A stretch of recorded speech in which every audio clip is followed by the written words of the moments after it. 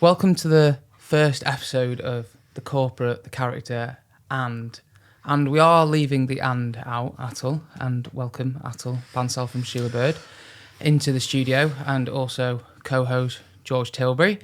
So we have left the and because we naturally want people to explain exactly who they are and what you see yourself as. We did have you down as the creative. I think that was more because it was catchy. So the first question is that accurate, and what would you see yourself as and your brand as? Wow, okay. So, hi, I'm Atul. I'm from Sheila Bird, the founder and co-owner now. What do? I cause trouble, basically. Like that? We disrupt people, spaces, places, and people come to us to help them cause trouble. And we're good at doing that. But there's always a reason why we do it. And there's an energy around that, and it gives a purpose to certain projects that have no direction. Yeah, so we're called troublemakers. That's what we like to call ourselves. The corporate, the character, and the troublemaker. Yeah. I like that. Also, I'd say we're also conductors, a little bit. We join dots. So all of those go together. So we are an incredibly passionate small business, and there's only 6 of us, and the amount of work we get through can only really happen by the support of lots and lots of different organisations and individuals who've got skills and talents that we conduct. So yeah, we join the dots and cause trouble. So we were obviously chatting pre-podcast about the reason behind this podcast and why Ollie and I wanted to, I suppose, first set it up, and that has evolved. That's changed in the way we've structured the series of this podcast. But we want to speak to people like you to influence the younger generation. Our main aim and our big focus has always been trying to get people into the construction industry, obviously our industry being fit out, but giving them a reason why, showing them some of the personalities behind some businesses and some designs, and giving them a bit of a passion builder. How did you get into what you're doing now? So obviously Sheila Bird, how long's that been going for now? 35, 36, 37 years, something like that. I don't know how long it is, but it's 30-something. And that's far longer than I suppose we both thought. Long time ago. And what made Atul Bansal start the interior? It was basically, I did my degree show, MA show in Manchester, and I started off life not being very good at lots of different things, and it was because I was dyslexic. But I discovered very early on that I could draw, and so the only talent I had was being able to draw, and that allowed me to walk into this world where dreaming about things was actually something that people wanted. So I spent most of my life drawing things that weren't real, and eventually that led into an opportunity. I did my MA in Manchester in interiors, and I met some guy who had a little fit-out business in Droylsden, and he said, I need somebody to do me a scheme. And he came to the shows and said, would you do me a little scheme? I said, yeah, okay. And he gave me £500 cash, which was a lot of money in those days. He drove a brown Volvo, which was disgusting, and he offered me a job because he got the project. And the project was Michael Page's headquarters. Okay, wow. Michael Page was just Michael Page. And he came back to me and said, we've got the job. The client wants to meet the designer. So do you want the job? And I had this huge overdraft. I said, okay, fine. And I went and worked there, and I hated it. And I realised suddenly that this world of construction had no understanding what design was. And within 6 months of being there, I left that business with the sales director and set up Sheila Bird. Okay. And in the space of 9 months, I think we got something like £3 or £4 million of the business for a startup. We used to rent a room in the basement of the Midland Hotel. Okay. And that It's was a spa now, isn't it? So yeah, that's right. So it's one of the conference rooms now. Yeah. Okay. Right. So memories every time you go back. Started off in Manchester. Yeah. And all I could do was draw, and my partner at that time could sell.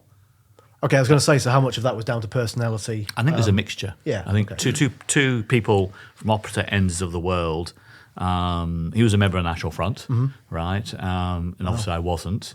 He was a Mason, I wasn't. I became a Mason because he asked me to. And he was almost like my second father. And he met a young lady that he fancied, and she wouldn't go out with him. So to prove that he loved her, which he's on his third wife by then. Her name was Sheila Bird. She said I'll go out with you if you prove to me that you love me. So he turned around to me and said, Atul, should we name the business Sheila Bird? I said, I don't mind what you name the business. So we did, showed her the papers, and they went out together and got married 9 months later. So that's why we're called Sheila Bird. Again, a question we were obviously going to ask. It's a love story. It's a love story. Which is and amazing. actually is what we do. That's amazing. We spread love and happiness. And it's not difficult because you know when something's instinctively wrong, just don't do it. Yeah. That's it. I think you've just touched on something really nice there, which is the corporate and the character, and you kind of had that blend. He was more, like you said, he could sell.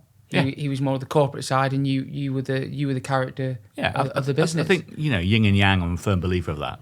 You complement each other. Yeah, absolutely. Correct. Yes. And I think bad people and good people complement each other. Yeah. If the world was full of good people, there'd be no bad people. That'd be a pain. Correct. Yeah, it'd be a pain. So you have to have both. So I think that's going back to you're obviously, Ollie, you're getting at the fact that the pair of us probably have a decent synergy in terms of the character. Yeah. We have named it the corporate because I've had the corporate background and the corporate, I suppose, upbringing. Whereas you've come through what you'd call the less, the more unconventional way. Yeah, I'm a bit like yourself, Atul. I've got ADHD. I'm also dyslexic, and I found that my only talent in life was to speak to people and build relationships with people, and that's where we've come into it. Whilst George has got this corporate side where he's good with not only people but also managing the design process, managing the client and the expectations as well.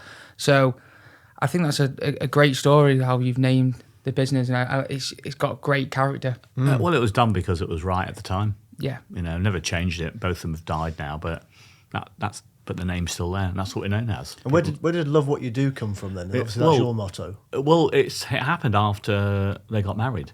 Okay. So it appeared at the bottom of our letterheads. Remember letterheads? Weird, isn't it? The whole idea of it. I think we've got one somewhere in the files. somewhere. And so it was a hashtag, but it wasn't a hashtag. It was a star, I think it was. It was just a little thing at the bottom, like a little branding strap, before there were even a thing. And we just changed it later on when that hashtag appeared. Yeah. So that's where it came from. So and you live by it though. You do live by it. I suppose. well, yeah. I mean, we're very fortunate that we get asked to do stuff that's really cute and challenging at the same time. And because we're passionately small as a business, and that's on purpose, we say no to a lot of stuff that's just shite. Yeah. And I think if you stick to those basic principles, then actually you've got the freedom to do what you want to do. Yeah. And that's what life's about. Yeah, I think that's one thing from growing a business with my old man. He's always said that you work with people you want to work with and people that you like. And we've always talked, haven't we, George, over the last few months, that you don't ever want to get in bed to say with someone who you don't like. You've probably done projects along the years with people that you've probably throughout the process have clashed with, and then you turn around at the end and go, oh, right, okay, well, probably wouldn't do that again. I think there's only one. Sorry, so there's two clients that we work with which we'll never work with ever again. But that's not bad. That's not bad at all. That's not bad at all. You learn. My motto in life is when we lose a job or something goes wrong, you learn a million things from something going wrong, and you learn only a handful of things from success. And I suppose joining consensus from my point of view, and as we were discussing pre-podcast, it was about relationships and if you can rekindle a fire really quickly with a person, have that conversation really quickly, you can pick up having not spoken in 5 years. They're good fun and interesting people to work with because they want to work with you. There's obviously a bit of a synergy there. From a Sheila Bird point of view then, and you mentioned a couple of clients you probably won't work with going forward. In terms of partnerships and clients you've been quite selective with, or the work you've been selective with, how key do you think partnerships and relationships are to what you do? I mean, so as a business, we haven't done a pitch for 10 years. Yeah. Wow. Okay. So we don't actually Lucky. say, well, can we do this? We don't look and see who needs work doing and then approach them. We're very lucky. And you can do that when you're a small business. Therefore, it gives you the freedom. That's a decision that we've made. Yeah. So all the work we get is from people ringing us up or getting in touch with us, some new, some existing. And they vary from really small jobs to really big jobs. And that's our world. That's our work. And that's important to us. And we do say no to projects if we don't think they support what we believe in. And we were asked once to do a headquarters for a massive organisation whose core business was around gambling. Wow. Okay. And it would have been an amazing, huge project, and we said no. because it doesn't fit with our values. So who's the gatekeeper in that? Is that you and John are the gatekeepers? No. One thing about our business, none of us are gatekeepers. Okay. It's a unanimous decision. Okay. So the project comes in, do we want to do it? They say yes or no. So around the table with a coffee, hey team, look what's come in. Yeah, and Fantastic. it's a small team, so that's the way it works. Okay. And that's actually how all projects are done. They don't belong to one person. Okay. Every single person in the team works on that project because each person has a different skill set. And so we hand over the project, and that way it supports our belief in fluid working. Yeah, so anybody can take over and help a project during its process if somebody's away. Yeah, that goes back. Sorry to interrupt. Then that goes back to a conversation we were actually having this morning on annual leave. If you're all working on it, you're all fighting for the same cause. Yeah. You're all looking after each other in the same process. Yeah, but you see, annual leave, that's a bad word. You shouldn't have annual leave. So we don't have a holiday policy. Yeah. Okay. Right, so anybody can take off as much time as they want whenever they want. They haven't got to fill any forms in, and the way it's monitored or whatever you want to do is all done by each other. So I'm off for 2.5 weeks. I'm going so-and-so. Is that okay, guys? And they all say, yes, okay, we'll cover it for you. And if somebody says no, they can't go. And the only rule we have is 2 people can't be away at the same time unless it's been agreed. So you can't actually look at the holiday calendar. Yeah, he's away. And that's what happens. Yeah. And nobody actually abuses it. No, and some people need holidays more than others, and that supports their way of life, and that works. Yeah, and I guess if you're all fighting for that same cause again, you're a lot of these companies have done that flexible leave policy, if you like. You can take as much as you like. I suppose it's if you're dedicated to your job, if you love what you do, you're not going to take the mick.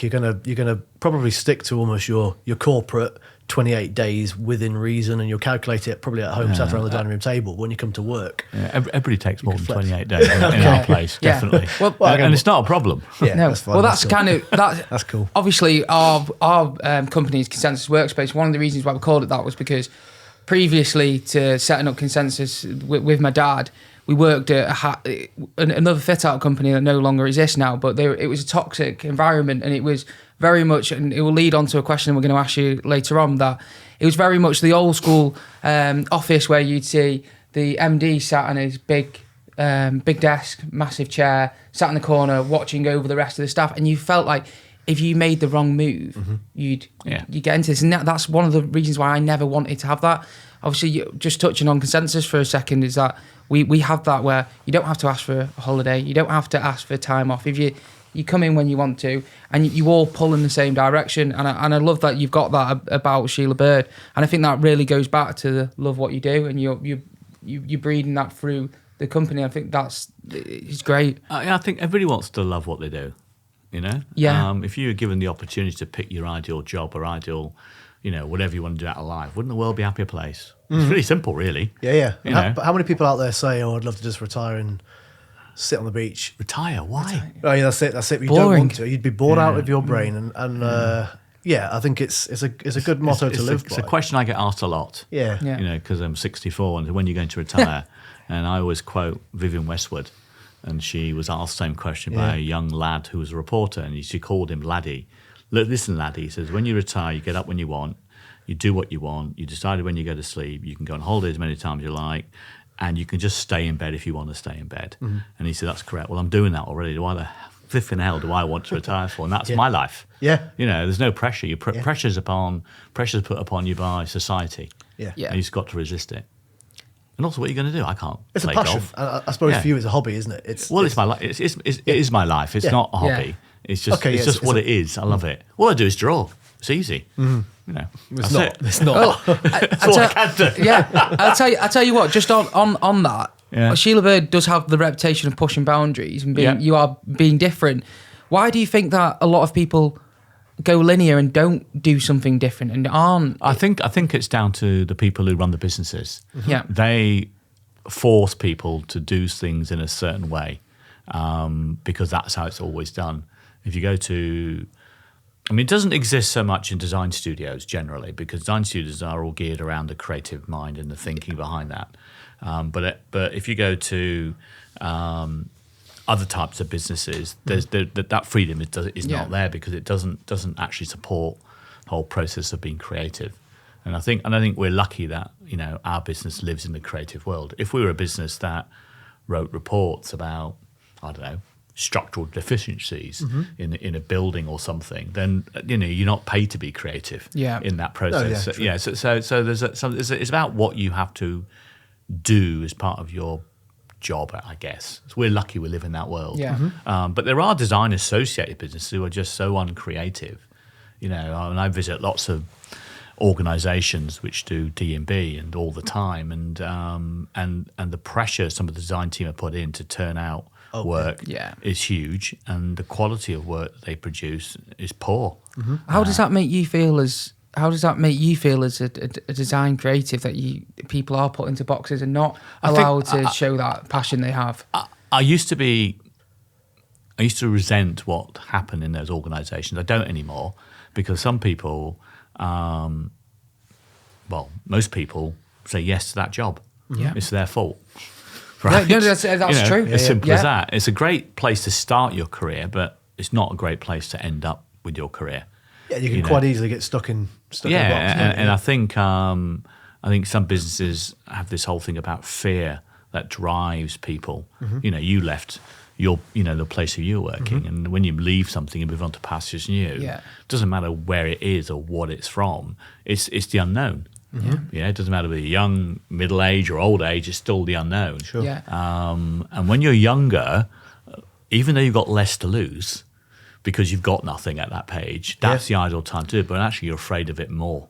Oh, 100%. Do you know what I mean? When you're middle age or a bit older, you've got enough know about yourself to realise what you can and can't do. You understand the values, don't you? I suppose. Yeah, correct. Like in that previous role, I accepted another job thinking I wanted to get out. I was going to go consultancy side, thinking, do you know what? If I'm going to do what I'm doing in this high pressure environment, and if I'm going to deal with the suits and the I suppose the more corporate way of life, I may as well go consultancy, prove my worth from a financial point of view, earn a fee out of that, and put myself through the next 5 years of stress. But isn't it? You make a comment, prove my worth. Yeah, that's who you're that proving actually it is to. the problem. Yeah, correct. Yeah, that is the problem. Prove my worth. Keep that spreadsheet, list what you think you're worth, so then you can sit at home and go, I'm going to resign, or I'm going to put this in front of the people that should value me. Yeah. And I did that probably 3 or 4 times. That's called ambition. Yeah, that's a business, and this I've got really strong views on it. Businesses should not be there to dilute somebody's ambition. Correct. Right? They should be there to promote somebody's ambition, and that actually is the key driver of how you grow a business. Correct. Right? If you drive your staff to be ambitious and to challenge you, the business ultimately will end up in a better and stronger place. And that is actually startup culture. Yeah. That is actually how young people create businesses that are worth a lot of money with a lot of happy people. And it's really, really powerful way of running your life. So I think that's really, really important. So anybody's trying to set up a business, they should bear that in mind. Yeah. If somebody's ambitious, encourage it. Yeah. Encourage them, get them to challenge what you're doing. And that's really important. I think that's where designers are really important. People like yourself, that design's all about challenging the norm. I've just going back to that, what you said, I've always been somewhat against the grain. I was kicked out of two schools when I was younger. Purely because I had ADHD and I wasn't able to concentrate. And then when I started my own business, I went to see a job once, and this is just a story from the past, and I turned up kind of wearing what I was wearing now, and the guy turned around to me and said, "Why would I deal with you when you can't even dress suitably?" I said, "What does clothes define someone's ability to work?" It did then. Yeah, and do you know what, Atul? It did I suppose one of the biggest things that stuck with me since I started at Bruntwood now 13 years ago. My first day at Bruntwood, and we were probably in that suit era where the tie was probably still a thing. I was wearing a suit my first day, and we met you on site at 127. Oh, right, okay. You shook my hand and introduced yourself to me. I think it must have been 13 years ago, and you just went, "Lose the suit." Yeah. That's a fucking cool story. And we had it was a handshake. There was a bit more conversation there. It wasn't just lose the suit, but you said lose the suit to me. Yeah. I never wore a suit again. That was on Social Chain. It was, yeah. The start of Steve Bartlett's career. Yeah. Wow. Yeah. That's a cool story to touch on. Following Matt Morton, and he was laughing at us on the way to this meeting. There was 2 of us. I can't remember who the other one was, and we were obviously told to wear suits for our first day. Yeah. And I never wore a suit again. So the tie stayed for a bit, and then the tie kind of phased out a year later. But there are defining moments in your career that I suppose stick with you. And even in the last 3 months, I've kind of lost a collar, whereas I used to, even at a previous role to this, why does it used matter? to dress smart. Well, I think it doesn't matter. But it suits the environment, doesn't it? But actually, I think it's got a lot to do with people's perception of who you are and what you are. And I think that's actually the important thing. You know, I have 3 suits, one for a wedding that I haven't worn for years, and the other 2 I wear every now and again, and I do wear them, but only because I'm showing respect to where I'm going. Right, so it's appropriate to wear a suit to that occasion, because the people that you're going to go and see will feel uncomfortable if you're not in a suit. Well, this person who commented on me was a recruitment agent. Well, there you go. Yeah, and look, moments to. I suppose it's the scenario, like you said, it's a wedding, it's a funeral. Again, I think even now, if you're heading into a pitch for us from a competitive pitch point of view, I did wear a shirt last week. Yeah, and you could. I think back in the day, you'd probably wear a suit. Now you can probably get away with the blazer because you are dressing. You're dressing to impress in a way, but you're trying to show that you are respecting the situation. You're trying to prove your worth. Absolutely. But that was just a moment I thought I'd bring in off the back of obviously your story you brought in there. Well, a long time ago that. Was it 13 years ago? 2010. Yeah. I'm doing some work for him at the moment. Oh, yeah. Steve, doing his headquarters for him in London. He's not changed. No. He's exactly the same. He doesn't wear a suit. Still wearing black. Yeah. I'm sure he's getting taller. Maybe I'm shrinking. I don't know. Do you know what's funny about that job? Just to add my own twist on that story is I actually saw that in the MEM. And I saw your name mentioned. Obviously, you were mentioned as a junior, but I looked at that when I first started at Preferred Spaces and went, I really want to do a job like that. Yeah. And then suddenly I'm sat in a room with 2 people who worked on that job. Yeah, don't get me wrong, I did the boring bits. So Matt did the driving of the project with you. Yeah, but it was a good team effort, that. Yeah, I did the admin. It was also a period of time when we were trying to do something that was different. It was the evolution. It was a new evolution, wasn't it? Yeah, a new evolution of how space worked, and trying to do something that was different with no money, which actually helps the creative process, believe it or not, and trying to say, well, why do we need to do that? You know, there's a conversation about the ceilings. You know, well, why are we overboarding it? Well, I'll just leave it. And that's in those days you didn't do that, and it was like all different coloured timber. We'll just leave it. You know, that was 13 years ago, and just be honest about it. And now it's commonplace, but it wasn't then. Yeah, and I think how many times was that compared to Google at the time? It was because Google 15 years ago, 13 years ago probably was I suppose in my career, it was a groundbreaking change in the way we work. Yeah, the difference, I think, between what was happening at Google and what happened at Portland Street was Google was driven by research and all sorts of sort of expensive ways of doing things and celebrating things. What we did at Portland Street was based around having no money. Okay. Right, so therefore it's much cheaper not to do anything. Yeah, sure. Right, so part of your palette was the existing materials and finishes you had and making that work in a different way. And somehow trying to create and manufacture and encourage a certain way of thinking and appreciation of a space that was built around the tools that you were given with. And actually that's a philosophy that we still stick to because I'm not from the north, I'm from south, but I've been brought up in the north, I call it, and I don't like wasting money. And now fast forward to today, it's a really, really respectful way to treat the planet. You know, use what you have. And I think over 90% of the work we're doing is all to do with working in old structures and respecting who and what they are and encouraging that structure to be who it is. Working with what you've got, and I think that's important.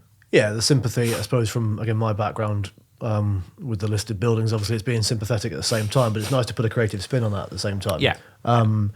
Breathe a new lease of life into it, and obviously a lot of what you do does catch the media's attention and catch the eye of the creatives that could be inspired by being more sympathetic, but creative at the same time. I think if you look at where we are in the world today, everything that we do at the moment, and it's a reflection of your generation, not so much yours or mine, and it's all to do with experience-based activity. You know, spaces have to have an experience attached to them now, you know, much more so than they ever did. So, why am I going to go to work in that space? Well, actually, it's an experience. You know, why did I go to that bar? Well, I get another experience. And we're all driven by this whole desire, I believe, nowadays to have an excitement in our life, no matter what we do. You know, the bars that are the most expensive are the ones that offer experiences. Forget about the food, forget about the drink, everything that we do. Why are there so many flats in town where you've got the most best gym, you've got swimming pools and the rest of it? Because we believe we need an experience. I mean, that I think is slowly going to die, because people will suddenly start to realise, well, actually all those experiences are the same. Yeah. And it's actually quite shallow. And actually what I want is something real. So I think we're in for a bit of a revolution shortly. Do you know what? When you actually say that, it's weird that you bring that up, because I moved to Didsbury for a year recently, and I've just moved back to town, and it almost for like workspaces as well, like what you're saying, a lot of people move to the city centre for the vanity of that you have to have an office in the city centre. But I moved to Didsbury and I couldn't get my head around why I couldn't come out of my flat and make friends, or I couldn't come out of my flat and have a gym or something like that. And I understand you're saying that might change, but that was a culture shock for me, that the first place I lived, I could go downstairs and instantly make friends. I could instantly go to the gym. And I moved to Didsbury and I was like, what is going on? I don't know anyone. I don't know how to make friends. And that's weird. And one of the things at Consensus, what we try and do is, someone downstairs actually said to George, or a couple of people, can't believe you joined Consensus because they're wild. It's not wild, it's just that we have fun at work. And I guess that's where I want to go to next, is where do you see the future of the workspace going? I would say where we are now is, it is wild. We have a few people with ADHD in the office who like to be a little bit wild, but we are growing and we do it well. I think the future of workspaces, it won't be a workspace. That word will disappear. It's just a space. And I think a space where things happen. That it'll still be a place of work, because some work has to happen it to justify its existence. But I think what it actually is will become quite fluffy, and it'll be blurred at the edges. But I think the core of it all is people still need somewhere to meet. Yeah. I think the rise of all these co-working spaces is awful, right? Because some of them used to be built around real creative spaces where people are fashioned in an organic way. Now you've got these corporate solutions where everything's there for you. All the desks are in place, all the chairs are in place. You've got the potted plants that aren't real on some open framework, and you've got some dingly dangly lights, etc., etc. So it's like, woof, instantly I'm cool, right? But they aren't cool. They're manufactured. There's a place for some organizations who want to be in that space, but it's not real. There's no real experience. It's almost like having your Pinterest thing set up for you. And I think we're going to have a bit of a shock about what that value actually is, and how it. And those spaces are not cheap. They are so expensive to rent out because you can do it instantaneously. Yeah, and they are a milestone in a startup's idealistic, I suppose, path of success, isn't it? We're going to get an office, and there's a ready-made office. But I think the market that's doing that is not for startups; it's for corporates. Yeah, corporates will down. Is that because corporates are trying to be cool? Is that what you think? No, corporates are struggling with the concept of recruitment. Corporates realise they're not cool. Somehow they're trying to get this. They're trying to get talk to the people they want to what trying to encourage to work for them, and they're having difficulty to connect to them. And they think it's because they haven't got a cool space. They don't actually realise that it's about their cool culture or the lack of it. Yeah. So they think that's how you buy culture. And they are going to struggle with that big time, because people can find out everything. They're not cool. Yeah. They do X, they do Y. So I'm not going to work for them. And I think that's the reason for it. It's not because it's saving money, because it is not. It's not, No. Yeah. All they get is more flexible leases. That's it. Yeah. But spreading the risk, isn't it, slightly? Yeah, it is. And I think you'll see those sorts of businesses morph and change a lot more. We're doing a couple of interesting pieces of work where we're approached by one organisation to help people understand who they are. They were a huge company that nobody in my studio, the youngsters, knew who they were. Okay. Right, and that was the brief. How do we get people to understand who we are? And we can't recruit anymore. So we have proposed to them that we build a university. Okay. Right, the bottom 2 floors of their mega building they want. Like an incubator? No, a proper university. Right. Not an incubator, a proper university in partnership with a university to turn this to basically provide courses free of charge to the people they want to employ. and they'll help them, and they'll have a workplace within their workplace. So they have this, not an incubator is wrong. Incubator almost says it's like not permanent. It's almost like the modern day apprenticeship. Right. And that's got some really serious traction now as an interesting way of helping a corporate recruit people with the same mindset and also make them cool. And universities are struggling at the moment in terms of what's their future. And their future is not what they have. Their future is partnerships. So getting a university, I think we've done that now, to accredit that whole idea. Yeah, we'll give you a qualification. Yeah. Specifically for you. Now, all of a sudden, it's a 90,000 square foot and beautiful object, right, which will be in an old building, and it'll just drive this whole cultural thing about, hey, I'm different. And that's cool. Yeah. What an opportunity, yeah. And that's actually how I think. So, people say we do wacky. That's not wacky.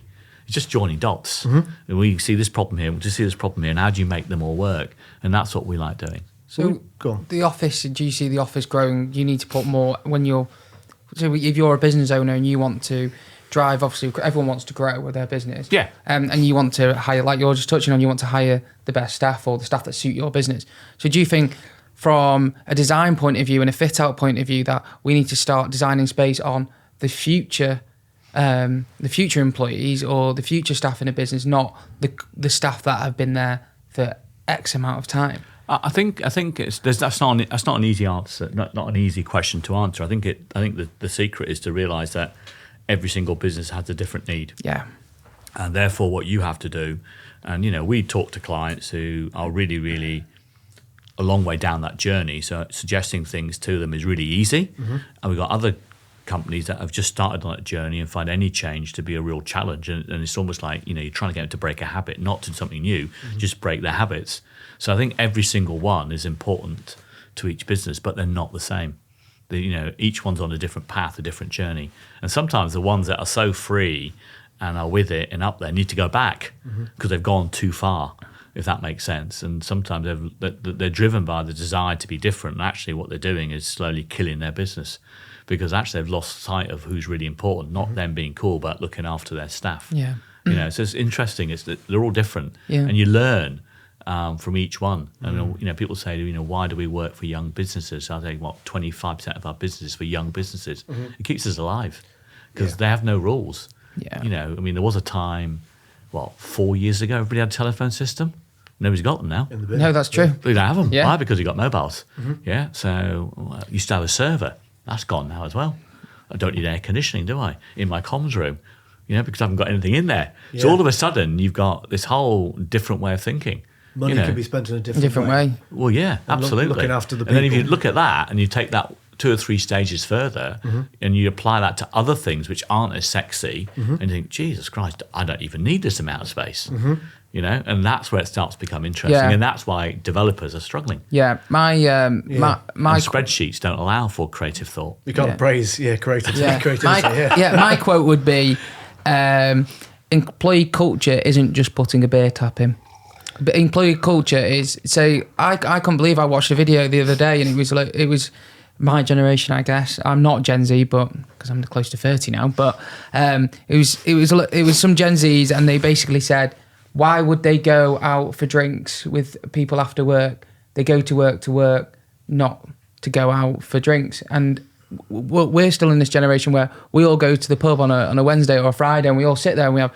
It's important to us that at the end of the week, or we have a success, we'll go to the pub or we'll go get food together. And I was struggling to understand why that's not happening anymore. Well, you celebrate together, don't you? We've got a habit of celebrating the week, celebrating wins, and do you know what, clapping about the losses at times and thinking we can learn from those. Yeah. I think work turns into something else when you get frustrated by being spoken to or approached outside of your core working hours. That's when you know you're not loving coming back to what you do. You're not loving what you do. You speak to me every night. It's creative ideas flying around. If you're motivated and you're excited, and it's a friendship developing, it's easy communication, even when you're running that business. I think if you can install that in general office culture, and I think you could probably say it is in our office. There are times where we do need to get serious. We all do, but it's a family. And you can all have good fun.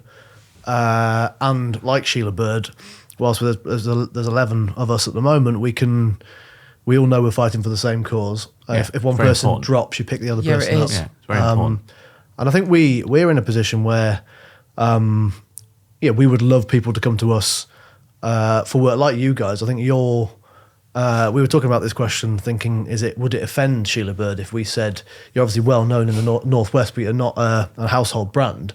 No. And we now know brand is probably not the right word to use. I've got a problem with word brand. Yeah. I really have, because brand implies almost it's artificial. It's manufactured, and I think we're in that period of time in the world where being artificial is a problem. It's almost like you're not telling the truth. Yeah. So I think a culture is a better way of describing something, because it's something that grows and changes. But even culture is probably a word that could sound outdated now, isn't it? Yeah, I don't know. Yeah, There's probably probably is. Yeah, probably is. But I think you can encourage a culture by understanding what the culture is and creating a brand around it. So I think it's a starting point of the conversation. That's the important part. Yeah. So on that, you work, like you've said, you work closely with Stephen Bartlett. On a project recently. We're doing now. How do you think he's grown his, not brand, but his presence? Because obviously he has done it in a way where he is a brand, he is a household name. I have no idea how he does it, right? That's a good answer. I have no idea how he does it. He's a hugely intelligent man, and he's got some amazing people who work with him and around him. He's articulate, and he says things in a way that you want to believe. I think he's a good communicator, and also he can see something before anybody else does. So I met him when he was a really young lad, and he was on the start of his journey, and I learnt a lot from him. And do you think the other way around as well? Do you think he's learnt a lot from you? I don't know. I think. Or Sheila Bird as a whole, not maybe personally. That's a question you, for Stephen. But even the design aspects. Well, I don't know. I mean, all I know is that he trusts us. I'd like to think you have influenced ways. He called me up and he said, "Atul, I'm doing something in London. Can you help me?" And I said, "Yeah, of course I can." That was it. So that was the start of what we're doing for him at the moment. Wow. Is he still heavily involved in that scheme? Like he was Yeah. He's involved in the process. He approves the design. Wow. He leaves the doing to his amazing team who make it happen, because he's all over the place. And it's interesting. There's one bit of advice he gave me. And that is just trust the people that you work with. And clients you choose to work for, and go by your gut feeling. Yeah. And I felt really uncomfortable meeting that gentleman. Wow. And that is the take he gave me. And he was talking about that person, but can't mention names, right? But so I said to this guy, "No, I can't do the work." He says, "Why not?" I said, "I'm too busy. I've got other work coming in, etc., etc." "Well, I'll double your fee." And I said, "No, thanks." Stick to your morals. Yeah. So I think that's what he taught me. You can go by your gut feel, and that's, I think, what he does. I mean, that's my naive understanding of what he does with his business. I mean, all of what he does, very, very clever. I think probably most of us only know 20% of what he actually does, or think we know 20% of what he actually does. But there's a hell of a lot going on in the background. I think what you've said is important to me, because we've been sat in an industry where, when you're young, especially in the fit-out industry, you can be looked down upon that you don't have experience and you don't know what you're doing. And I think you've just had respect for someone who's your younger generation, and you've got respect for him. And I don't understand why that doesn't come across in our industry. Is that because it's archaic, or is it that people just don't want to listen to I think it's simple. Industries are run by people. Yeah. And people have prejudice and bad habits and good habits, and everybody's different. Yeah. And eventually the older ones will all die. Yeah. And all the people who are really bad at their job will all die, and they'll end up with just better people, full stop. Weirdly, what we've been trying to say, and I think what I came in, having done the two roles corporate prior to joining Consensus, my biggest thing was, let's be friends with people. There's too many enemies in the industry. Yeah, correct. Because obviously we're forced into a tender situation where we're competing with each other. We're trying to find their weakness. We're trying to be better than our tendering competitors. But there is enough work to go around. And if we can learn from each other, partner with each other, share work, rather than chasing every job, and like you say, if you can turn down the right jobs that will define your success, if you're taking on as many jobs as you can and chasing every job, you're ultimately going to fail. But if you can share the wealth, if you like, partner with people, learn from people, And some of our biggest competitors, they don't know that they're our competitors because we're targeting, I suppose, growth. But I know what we can do better. And I'd love to be in a position where we can sit around a table with the MDs of the biggest competitors and say, why do we all hate each other? Why are we trying to compete with each other? Yeah, I think I'm experiencing less and less tendering scenarios. Yeah. It's more and more collaborative approach to come to a conclusion in terms of cost, value, design, and the compromises that have to be made to get to the end game. Yeah, that ultimately must come from trust and people again. I think it's created by people understanding that the old way of doing things is not always the right. Because as soon as you start tendering in the more traditional way, it becomes a game. Yeah, it does. It's cat and mouse, isn't it? It's a game where you say, well, let's work out how we can charge more. We can go really low on this, etc., etc. And it's and it's a shame because actually it doesn't actually help the end product. It doesn't help what you're trying to do. Yeah, we've just actually been through a couple of tender scenarios where we've just said, look, flip it on its head. Let's be honest. We could tell you that we're going to do it for this percent and it's going to be really low, but that's not how a business can operate and thrive. No, it's obvious that. And we're obviously going to, and again, clients know that. Well, not a lot of clients know that, but a lot of consultancies will know that. Yeah, of course they do. Of course they do. But it takes the soul out of it, and I think as we keep saying, we want to have fun. I want people to have fun working with me. Yeah.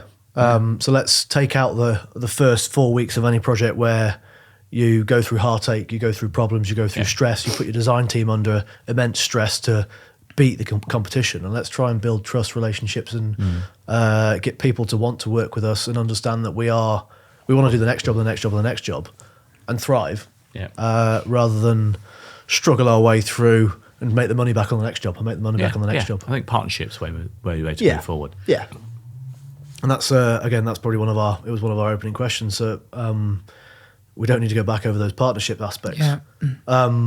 I think one of our biggest thing, obviously, we started the podcast to tell you that we want to try and inspire people to join the industry.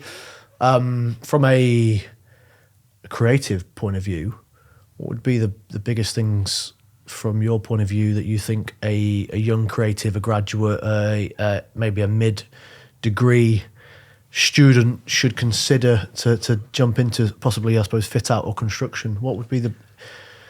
Oh, God. I think... What would you? One thing you could force them to do? Learn to draw. Okay. Only because that's the skill I think is important, but it doesn't really help somebody, I suppose, if they're a surveyor or somebody like that. I think the best thing anybody could do is go and do some time in all the different disciplines that are involved in creating a space. That's from architecture, from design, from project management. Don't just go and work in the one sector where you think you are going to have your future in. Yeah. You need to experience them all. How the hell you do that, I've got no idea. You almost need somebody to be able to go and sit client side when a project's going, sit on the design side, sit on the construction side, sit on the electrical side, sit on all of those different posts. And then that person's got a much more rounder view of what actually is involved, because for you to actively do something properly, you have to have respect, at the same time knowledge of all the other trades involved, if that makes sense. Yeah, 100%. And none of them can exist without each other. No, they can't. I think I messed around. I thought I wanted to go into property as we've discussed, but I thought I needed maths, economics, business studies to do that, because property development is obviously the ideal job for somebody who thinks they want to go into property. I then did a HND in construction management, thinking I'll do a rounded thing. I then went to uni and did a quantity surveying degree, pulled out within the first 4 weeks thinking this is not what I thought it was going to be, and ended up doing building surveying as an all-rounder. I'm now doing nothing to do with building surveying, but I guess the two opportunities I had prior to Consensus have obviously given me a bit more of exposure and a bit of an understanding. That's been a 15-year or 13-year development. I'd love to have had an opportunity as an apprentice, as an undergrad, as somebody to just say, look, come and sit with us, do some time, do a 1 day a week. That's what I did. mentorship. I've got no qualifications. I don't even have a GCSE. And again, it's not because from the want of trying, it's because I've got something in my head that just doesn't let me concentrate. And words on a page, like you said with dyslexia, words on a page don't always add up, and it wasn't the right thing for me, education. And we've just hired Alice, and what you've said is that to learn to draw, and we had numerous people come in and interview for the role of our grad designer, and Alice sat there and said, and George said, what do you want to do? She went, I just want to design. That's all I want to do. She went, I'm not a CAD technician. I just want to design and draw. And she does draw. Yeah.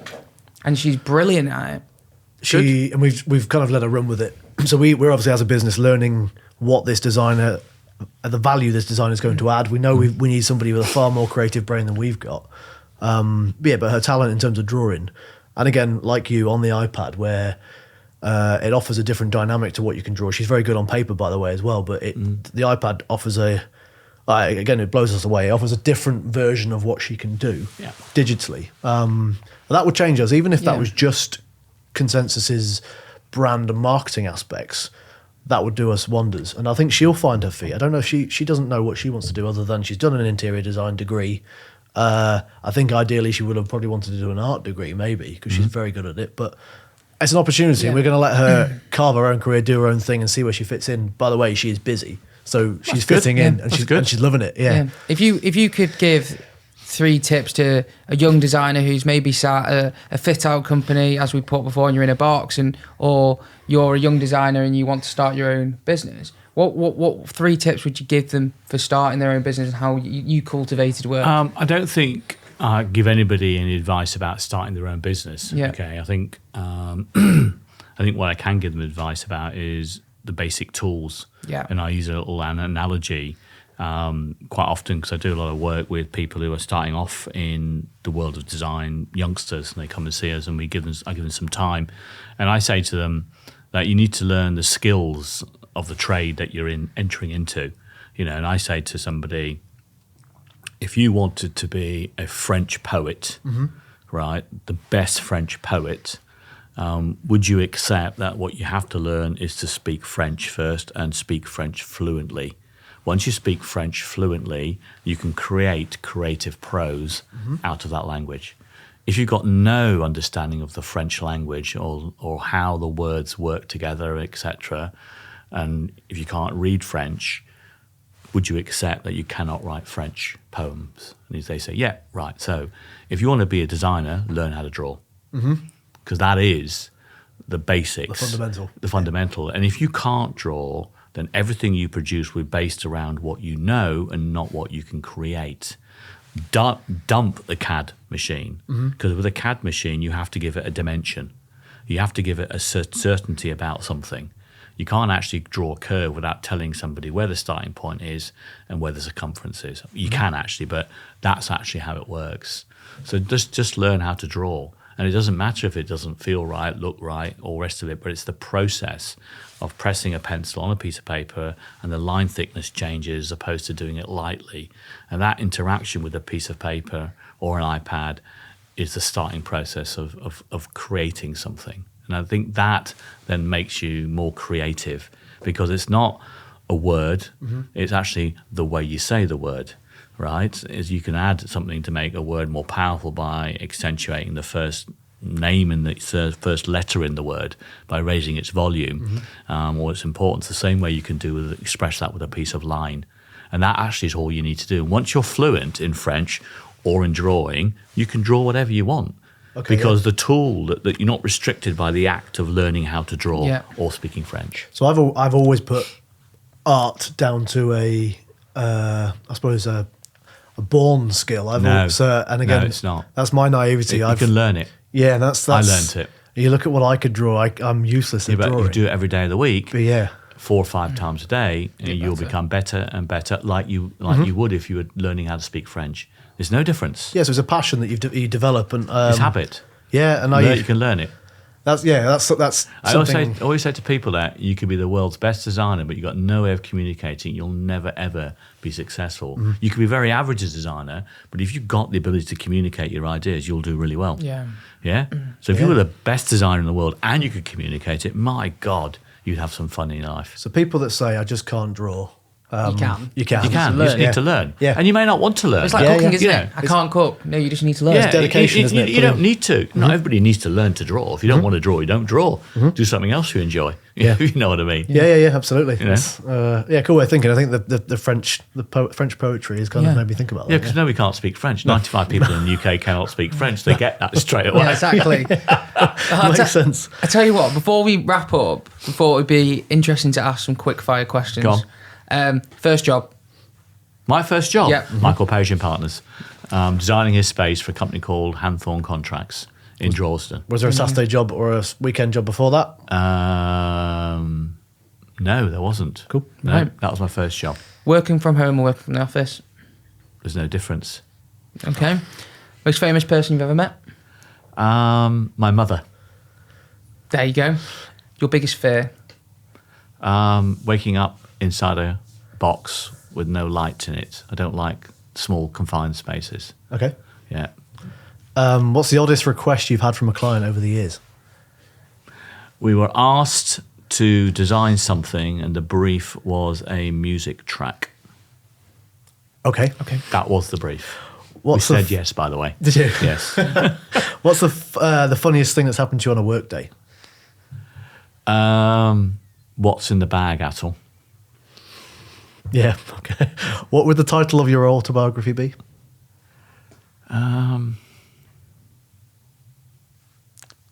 God.